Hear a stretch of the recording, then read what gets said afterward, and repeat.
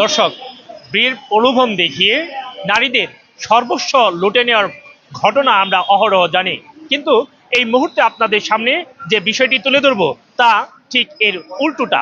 অর্থাৎ বিয়ের প্রলোভন দেখিয়ে নারী পুরুষকে নিঃস্ব করে অর্থ অলংকার সহ সবকিছু নিয়ে গেছে। ঠিক এই মুহূর্তে আমি আপনাদের সাথে যুক্ত আছি প্রেস ক্লাবের সামনে।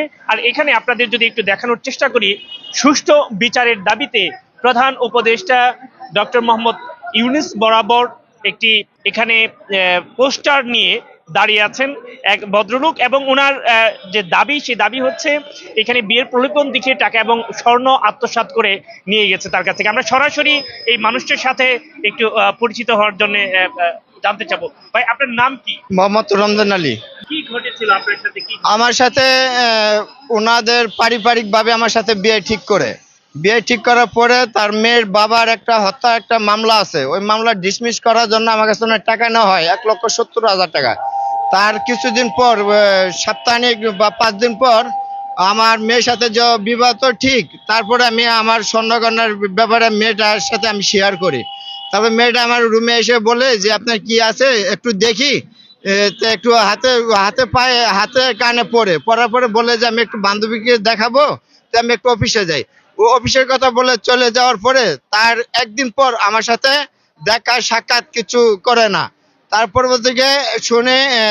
থেকে আমার টোটালি দেখা নাই, সাক্ষাৎ নাই। কথা বলতে গেলে চলে যায়, আমাকে উল্টা হুমকি দেয়। তার ফ্যামিলির সাথে আমি টাকা পয়সা স্বর্ণগয়নার সাথে আমি আলাপ করতে গেলে টাকা 1,70,000 টাকা।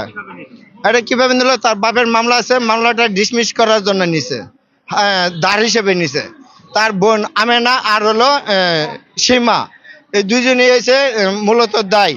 তারপর আমি এগুলো চাইতে গেলে আমাকে উল্টা মেরে ফেলার হুমকি দেওয়া হয়, আমাকে বাসা ছেড়ে চলে যেতে বলে।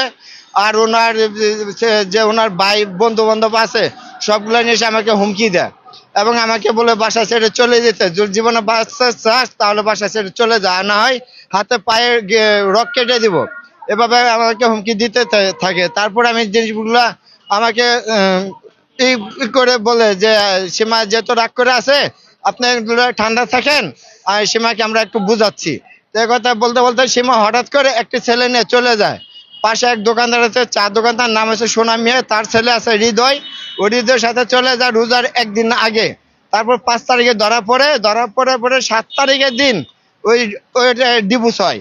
তো এখন বর্তমান মেয়েকে দেশে নিয়ে গেছে বিবাহ দেওয়ার জন্য। তারপরেও আমাকে ঈদের একদিন আগে আমার সাথে জুবাইদ আমার রুমে যে